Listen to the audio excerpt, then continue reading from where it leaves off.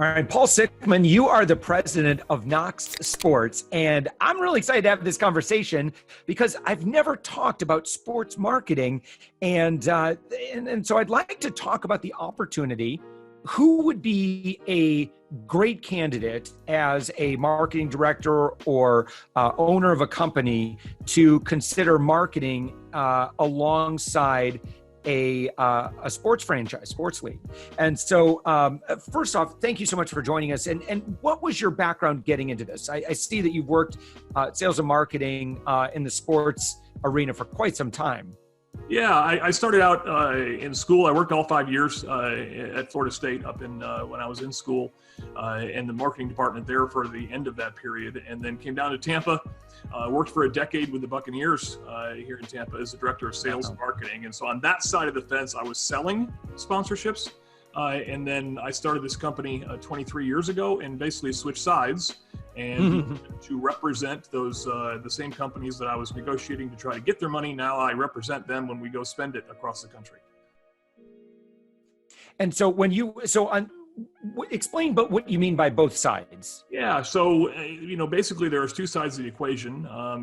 There is a company that is spending money to associate with a team, with a college, pro, youth, whatever it is. There are companies out there that basically in sports sponsorship, they choose to spend money with those teams to try to accomplish a goal or a set of goals.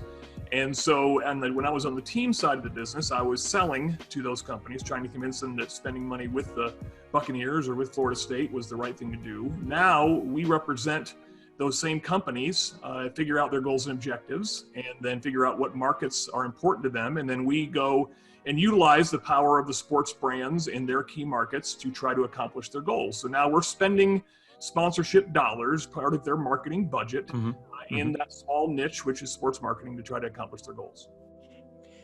So which types of companies are a really good fit for sports marketing?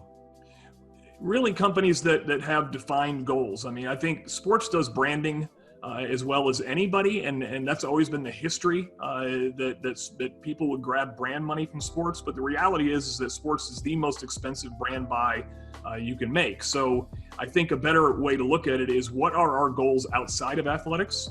If we want people to walk in the door to buy furniture, or we want people to walk in our door and buy a hamburger, or we want to gather data to try to sell a policy or to sell something, we have to figure out what our goals are outside of sports from a marketing perspective, and then make it work in sports. One of the biggest mistakes companies make is they don't put a metric on their athletic relationship. They just say, hey, the team did great, so that must have been a good deal for us. And that's the incredibly wrong way to go about it. The right way to go about it is say, hey, listen, we need our sales to go up 8% this year to be a successful company, and you should ask your sports partner to help you accomplish that goal.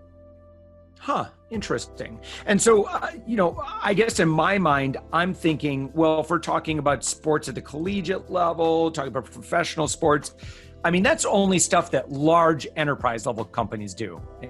Am I right?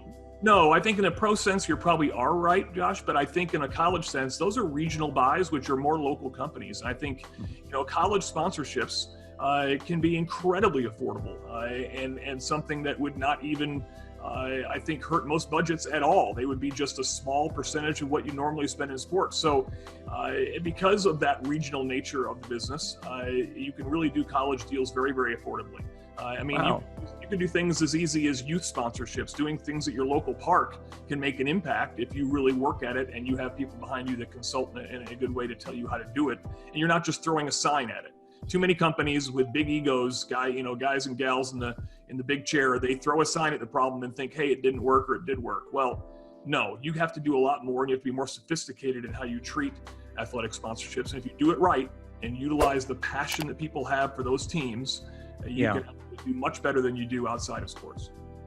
So what is the main advantage to advertising in sports as opposed to just throwing up a billboard? That's a great question. I think the number one thing is that sports is one of the only things left out there that is consumed live.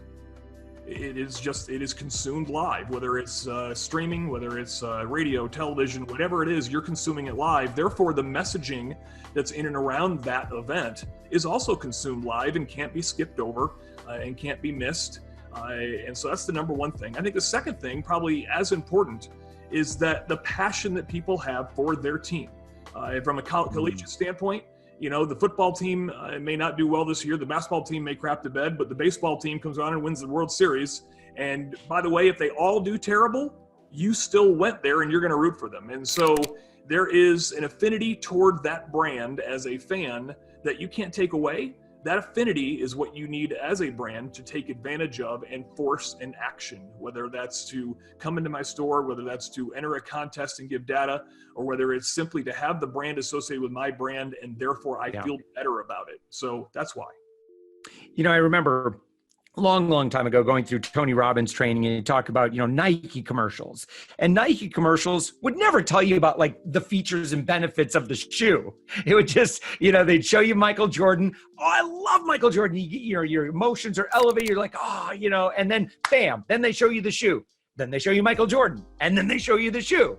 And I mean, is that the general idea? Is just, you've got people emotionally heightened state, and they see a banner or, here's some announcement or some sort of signage or something. State Farm Insurance, I feel really good. State Farm Insurance, I feel really good. Is it that sort of thing? Is that what's going on? I think that's true to a certain extent. I think that the brand makes you feel good because it's associated with a brand that you already love. So that's at a baseline, but I think you have to go deeper than that. You have to say, okay, how do I take that affinity and make it move me? And that might be, like I said, it might be as simple as, think about this. If you could register to win, to fly away with the team, with your favorite team, to go to somewhere else in the country and watch them play. For most sports fans, that's like never. I'll never have an opportunity to do that. But if I can register for that and get it, it's amazing. It'd be my dream. Well, people do. We grab that data and then turn that data into something that resembles business for our companies. Nice. So I would imagine another thing too is just affinity. It's like, I love UCF sports, and so does company X. They also, we're on the same team. So there might be that that kind of, I'm just thinking psychologically of like what sports marketing provides that traditional advertising wouldn't be able to give you. Well, you're exactly right. I mean, and that is where all the social pieces are coming into play right now. I mean, people are consuming information in a way different way than they did 5 years ago, 10 years ago, 20 years ago. They're consuming information differently. And so you have to, as an advertiser, even as a team, you have to present that information in a unique way. And so our sponsors, the folks that we work with, have to find a way to grab that affinity that you just mentioned. I mean, right now we both in the state of Florida, there's a hurricane that's coming, and all of the teams that play this weekend are all being impacted by that storm. Everyone is finding out that information any way they can. They're grabbing their phone, they're figuring out, well, what if my clients or your sponsor is in there giving valid information, being the first one to deliver information about that hurricane and how it affects my favorite team that weekend. I now feel better about that brand in just a sheer branding way because I consume the information about my team from them. And how about just in terms of sports in general? Is I mean, I've heard numbers about viewerships and that sort of thing that have trended down. What sorts of trends have you seen over the past, say, 5-10 years? Well, the trends are just different. If you ask me, are people consuming radio at the same level they did 5 years ago? The answer is no. Right. Are people consuming podcasts? Thankfully for you, yes. So, that's the answer. So how do you, there's no less people rooting for teams or having an affinity for teams. Sports is continuing to grow, which is why rights fees have not gone backwards. If you look at the TV rights fees or the national online rights fees or the streaming rights fees, those are continuing to explode, which tells you the fans are there, they're consuming it differently, and we just have to find a way to attach ourselves to that new consumption pattern. Gotcha. All right. So how would somebody engage with Knox Sports, and where do you fit in there? Well, our company really, we don't sell anything, Josh. We basically represent a bunch of companies all over the United States. And so our website is knoxsports.com. But the answer is basically to let us come in, talk to you about your goals and objectives, and figure out if sports might work. And then we'll give you some advice about where that might play out. And we actually are a free service to our customers.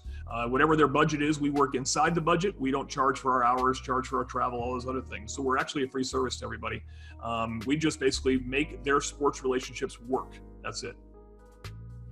And so in terms of sports franchises that you've worked with, can you say like what some of the sports teams you've worked with are? It'd be harder to say not. I mean, everyone in the state of Florida, we have deals with probably 60 to 80 different colleges around the United States right now with our 22 national clients. I mean, there's probably not many people we have not worked with around the country because it's a small fraternity in terms of pro and college folks that are selling sponsorships, and we get to work with, fortunately, we get to work with most of them around the United States. So we have a good level of experience in regional pockets everywhere. And so, yes, we're fortunate to have had that experience over the last 23 years. That's awesome. All right. Well, Paul Sickmon, you're the president and CEO of Knox Sports. You're on the web at knoxsports.com. Thank you so much for joining us. Oh, I appreciate it, Josh. Have a great day.